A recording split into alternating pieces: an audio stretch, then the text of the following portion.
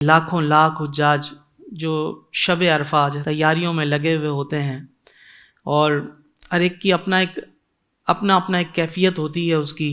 کہ وہ اللہ کی پاکی بیان کر رہے ہوتے ہیں۔ واہ واہ واہ، کہ پاکی ہے اس مولا کے لیے جس کا عرش بلندیوں میں ہے، پاکی ہے اس پروردگار کے لیے جس کی حکومت زمین و آسمانوں میں ہے۔ واہ، اس رب کی پاکی بیان کرتے کرتے اس شب عرفہ کو گزار رہے ہوتے ہیں، اور اگلا دن یوم عرفہ کا یہ ذہن میں جس کے ہوتا ہے کہ اللہ کے پیارے رسول صلی اللہ علیہ وسلم نے فرمایا کہ یوم عرفہ سے زیادہ جہنم سے آزاد ہونے والے نہیں دیکھے گئے۔ اللہ جتنے اکبر، اس دن میں اللہ جہنم سے آزاد فرماتا ہے نا اپنے اللہ بندوں کو، اور اس منظر کو دیکھ کر جب اللہ کے بندوں کو مغفرتیں عام مل رہی ہوتی ہیں، اتنی مغفرتیں کہ فرمایا کہ ایک حاجی ہے، وہ عرفات کے میدان میں ہے یوم عرفہ، اور غروب آفتاب تک اس کی صدا ہوتی ہے لبیک اللہم لبیک، وہ دعائیں کرتا ہے لبیک پڑھتا ہے، وہ دعائیں کرتا ہے لبیک پڑھتا ہے۔ یعنی یہ دعا کی قبولیت کے لیے اہم وظیفہ بھی دے دیا گیا کہ کچھ دعا کرے پھر لبیک پڑھے، دعا قبول۔ پھر اس نے دعا کی، پھر لبیک پڑھی کہ اللہ میں حاضر ہوں، میں حاضر ہوں، تیرا کوئی شریک نہیں ہے، میں حاضر ہوں تیری بارگاہ میں، سب حمد تیرے لیے ہے، سب خوبیاں تیرے لیے ہیں، نعمتیں تو نے دی ہیں، اے اللہ بادشاہی تیرے لیے ہے بادشاہت، سبحان اور اللہ تیرا کوئی شریک نہیں ہے۔ تو اس موقع پر فرمایا پیارے آقا علیہ السلام نے کہ جیسے ہی آفتاب غروب ہوتا ہے بندے کے گناہ غائب ہو جاتے ہیں۔ اللہ سبحان اور اللہ، فرمایا سبحان جس نے اس دن اپنی آنکھ کو، اپنی زبان کو، اپنے کانوں کو قابو میں رکھا، ان تین چیزوں کی حفاظت کرنی ہے اس دن، فرمایا جس نے اس کو قابو میں کر لیا وہ ایسا ہو جاتا ہے جیسے آج ماں کے پیٹ سے پیدا ہوا ہے۔ اللہ اتنا بڑا انعام، اتنی بڑی پاکیزگی اس بندے کو پروردگار کی جانب سے مل جاتی ہے۔ اور اس یوم عرفہ میں کہ جہاں اللہ کے اتنے لاکھوں لاکھ بندے، جیسا کہ ابھی آپ شروع میں کہہ رہے تھے کہ ایک بے ادبی اس میدان کی یہ ہے کہ وہاں آ کر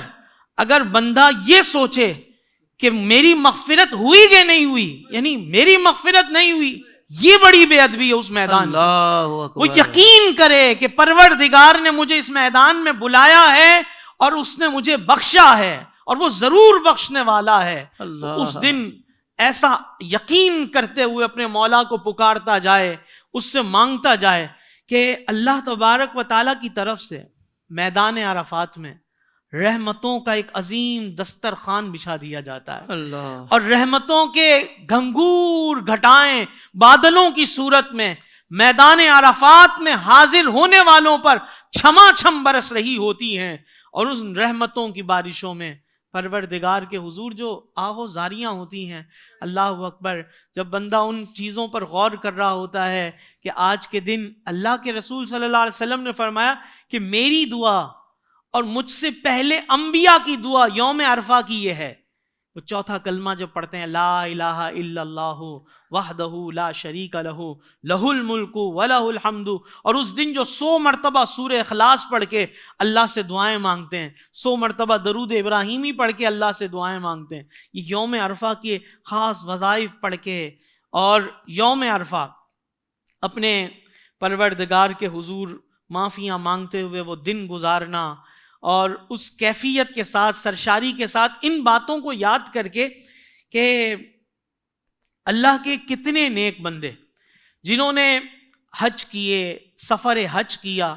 جیسا کہ حضرت ابراہیم بن ادھم کا ہمیں واقعہ ملتا ہے، جب وہ سفر حج کے لیے نکلے تو ایک قدم اٹھاتے تھے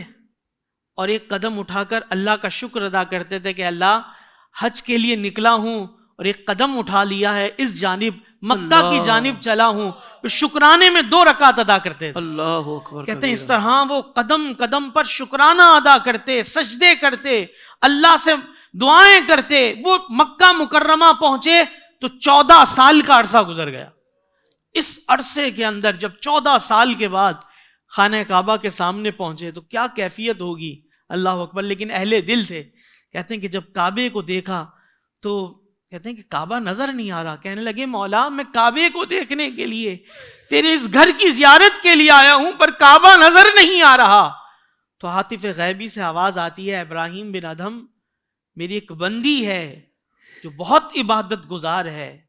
کعبہ اس کی تعظیم کے لیے, اس کے استقبال کے لیے گیا ہوا ہے. اللہ اکبر. حضرت رابعہ بصریہ اور یہ اللہ کے نیک بندے کیسی کیفیت کے ساتھ اس گھر کی زیارت کے لیے جایا کرتے تھے اور اس گھر کے طواف کے لیے حاضر ہوتے تھے. آج ہماری کیا کیفیت ہوتی ہے؟ یہ وہی خانہ کعبہ, جب بندہ طواف زیارہ کر کے,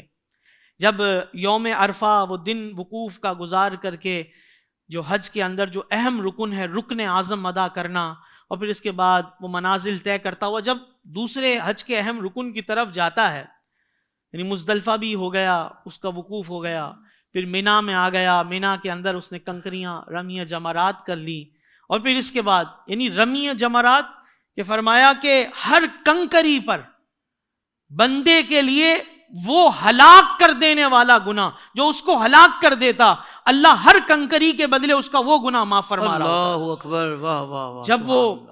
اس رمی جمرات کو کر کے حج تمتع کرنے والا, قربانی ادا کر کے, حلق سے تقصیر سے فارغ ہو کر کے جب وہ طواف زیارہ کے لیے جاتا ہے, جب اللہ کے گھر کا طواف کرتا ہے, کیا کیفیت ہوتی ہے اس بندے کی, کیا اس کے دل میں خوشی داخل ہو رہی ہوتی ہے کہ اللہ نے یہ حج کا اہم رکن بھی ادا کرنا نصیب کر دیا. ہم اللہ سے دعا کرتے ہیں اللہ تبارک و تعالی ہمیں بھی ان کیفیات کے ساتھ اس دن کی یہ برکتیں نصیب فرمائے. آمین آمین آمین. سبحان اللہ سبحان اللہ. اللہ آپ کو جزائے خیر دے. سوشل میڈیا پر اسلام کی صحیح تعلیمات جاننے کے لیے ابھی حافظ سائر قادری کا نیا YouTube channel Islamic digital studio subscribe کر لیں, اور ہاں نوٹیفیکیشن بیل آئیکن کو بھی پریس کر لیں تاکہ ہماری نئی ویڈیوز آپ تک بر وقت پہنچ سکیں.